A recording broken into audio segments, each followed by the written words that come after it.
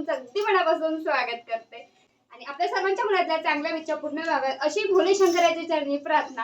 आणि आज जायचं आपल्याला धापेवाड्याला यात्रेसाठी आणि तिथे छान विठ्ठल रुक्मिणीची मूर्ती आहे।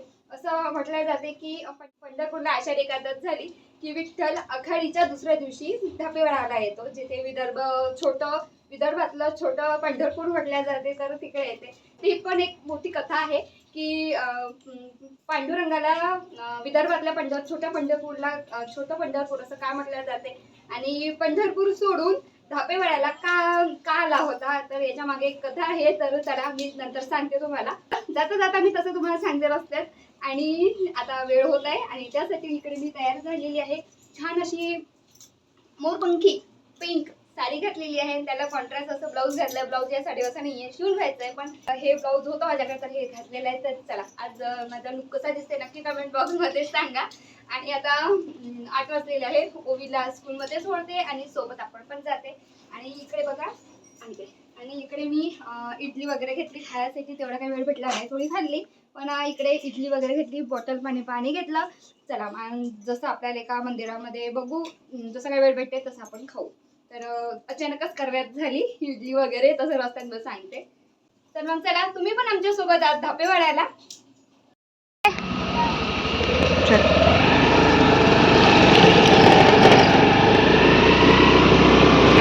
ओवीला इकडे बस यायची होती स्कूलची, म्हणून तिला तिथे थांबवलं आणि आम्ही निघालो धापेवाड्याला जाण्यासाठी। आणि दोन्ही मुलांना सोबत घेतलं नाही, पाऊस वगैरे होता आणि त्यांची स्कूल पण होती म्हणून। तर दोघांनी पण असं म्हटलं नाही की आम्ही येतो गी। तर ओवी करत होती, पण तिला थोडंसं समजूत घातली आणि तिला स्कूलमध्ये पाठवलं। त्यानंतर चला आपण चाललो आता धापेवाड्याला। तर धापेवाडा हे गाव का प्रसिद्ध आहे आणि विदर्भातलं पंढरपूर धापेवाड्याला असं का म्हटलं जाते, तर इकडे कोलबा स्वामी एक खूप भक्त होते पंढरीनाथाचे। दरवर्षी ते न चुकता वारी करायचे आणि एकदा शेवटी शरीराने थकून म्हातारपणामध्ये त्यांनी देवाला आव्हान घातली की देवा आता कसं येऊ तुझ्या दर्शनाला, शरीराने माझ्या साथ सोडली किंवा माझ्याच्याने नाही चालणं होत, नाही येणं होत। तेव्हा वाहन वगैरे नव्हते, तर तिथून पायीच वारी करायचे। आणि त्यामुळे कोलबाजी स्वामीने जे देवाला प्रार्थना घातली, जे आव्हान घातलं, तर त्या भक्ताच्या पोटी पंढरीनाथाला धापेवाड्यामध्ये प्रकट व्हायला लागलं। आणि जी विठ्ठल रुक्मिणीची मूर्ती आहे तर ती घडवलेली नसून साक्षात प्रकट झालेली मूर्ती आहे असं म्हटल्या जाते।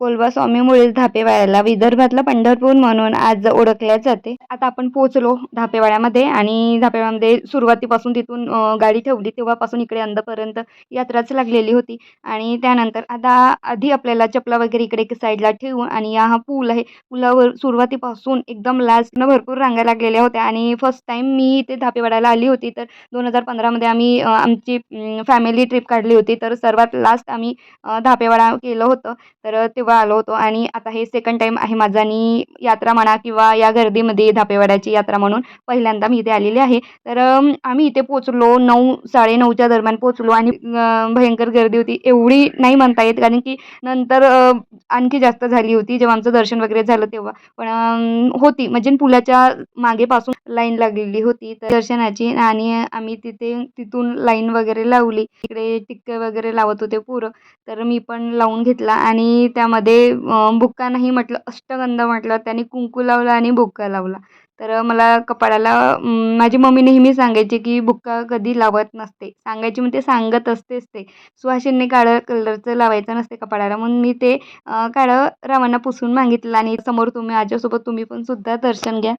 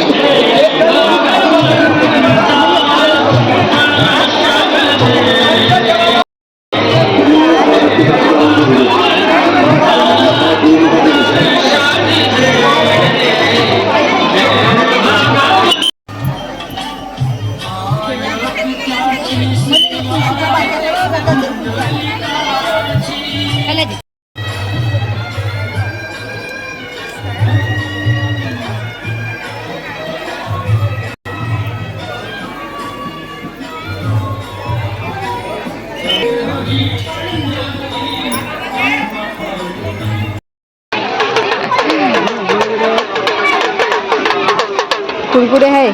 हे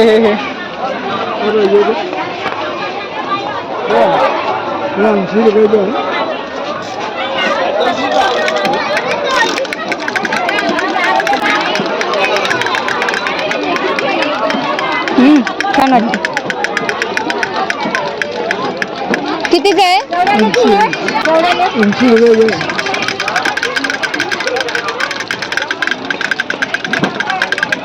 लावायचं कितीला? हे अशा पाहिजे. उबडे होते तेव्हा हातात घेते नाही का?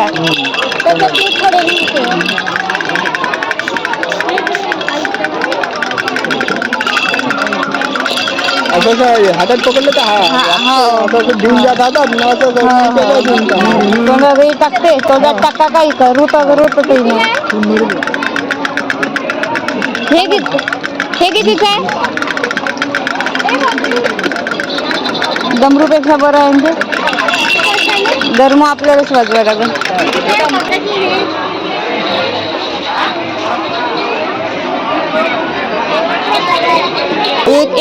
एक पाहिजे. असे मनीचे नाही का? मनीचं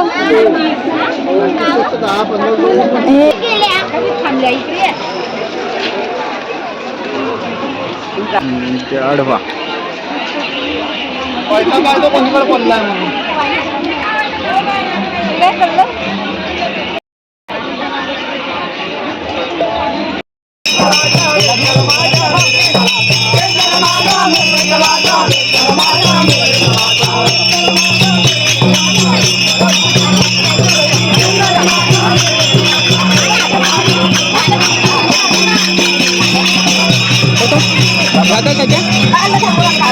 हो.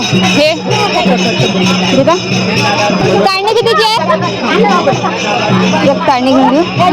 चाळणी हे 10चं. ओ काकू हे 10 चौथ्यांची हात घ्या. 10 चिल्लर देतो. चाळणी घेतो. काढा एक चाळणी. कोपर आहे पण चाळणी. कोपर आहे म्हणजे नाही आहे. घेता साशा घेऊन घ्या.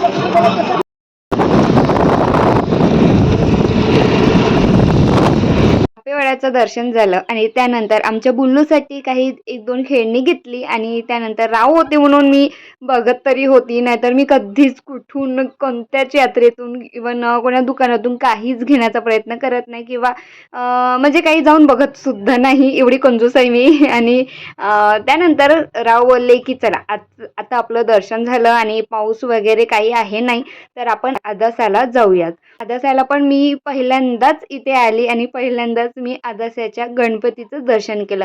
खूप छान मूर्त आहे. भयंकर मोठी मूर्त आहे गणपतीची. माझ्या उंचीपेक्षा पण उंच आहे मूर्त आणि छान मूर्त आहे. असे डोळे उघडून असे बघत असल्यासारखी मूर्त आहे. समोर तुम्ही नक्की बघालच. सायंकाळी वगैरे पाण्याचा शो असतील तेव्हाच हे असं दिसत आहे इकडे. आणि त्यानंतर आल्या चपला वगैरे काढून घेतल्या आणि छान पाय वगैरे धुवून दर्शनासाठी गेलो.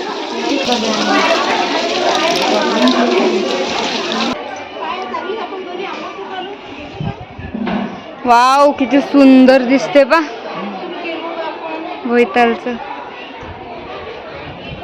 दर्शनाला आम्ही तिथे पोहोचल्याबरोबरच मंदिर बंद झालं आणि असं लक्षात आलं की नैवेद्य वगैरे काहीतरी केला असावा म्हणून थोड्या 15 मिनिटासाठी मंदिर बंद होतं आणि त्यांनी सांगितलं की 15 मिनिटानंतर मंदिर चालू होतील म्हणून. तिथे राव आधी आलेले होते. त्यांना माहिती आहे वरचं लोकेशन आणि वर फोटो वगैरे काढता येते म्हणून. तर वर आम्ही जाऊन काही व्हिडिओ बनवलीत आणि फोटो पण काढलीत. आणि एवढी ऊन होती आणि पावसाच अजिबात नाव नव्हतं इकडे. घंटाचा आवाज येत होता म्हणजेच आम्ही म्हटलं की चला मंदिर ओपन झालेलं आहे आता आपण दर्शन करूया. मंदिर बंद होतं आम्ही वर गेलो.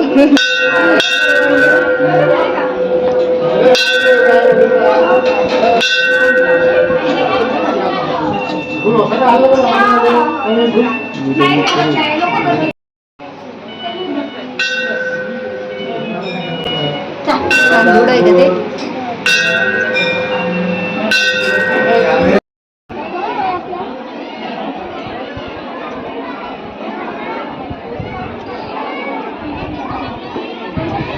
आहे मंदिराच्या समोरचा परिसर आणि इकडे समोर मंदिर आहे आणि मंदिराच्या वरचा परिसर हा आहे. इथे भाविक भक्त असे बसलेले होते विश्रांतीसाठी. वर छान छत केलेलं आहे. पाणी फिल्टरची मशीन आहे. चतुर्थीला वगैरे भरपूर जास्त आणखी गर्दी राहत असेल. जशी आज धापेवाड्याची यात्रा आहे तर इकडे आदास्याला पण गर्दी आहे, कारण तीच भक्त इकडे पण भेट देऊन जातात म्हणून. तर आज सकाळी सकाळी धावपळीमध्ये मी इडली बनवली होती आणि सांबार खरंच खूप झकास झाला होता. म्हणजे खारट, तिखट, आंबट, गोड सगळी टेस्ट सांबारामध्ये होती. आणि त्यानंतर आम्ही इकडे सकाळी नाश्ता करून खाऊन आलो होतो आणि पुन्हा नंतर इथे पण आम्ही नाश्ता केला. आणि मग चला आम्ही पुन्हा अजून एका नवीन ठिकाणी सुद्धा गेलेला आहो. तर मी पण तिथे फर्स्ट टाईम गेली. लहानपणी राव असताना तिथे गेले होते. तर याच रस्त्यावर लागते म्हणून आम्ही पुढचा ब्लॉग नक्की बघा. एकाच व्हिडिओचे 2 पार्ट केले आहे, कारण एकच व्हिडिओ भरपूर मोठा होतील तर पाहायला पण आवडेल नाही. आणि मग चला याच नोटवर आजचा व्हिडिओ थांबवते. व्हिडिओ आवडला असेल तर लाईक, शेअर, सबस्क्राईब नक्की करा. बाय.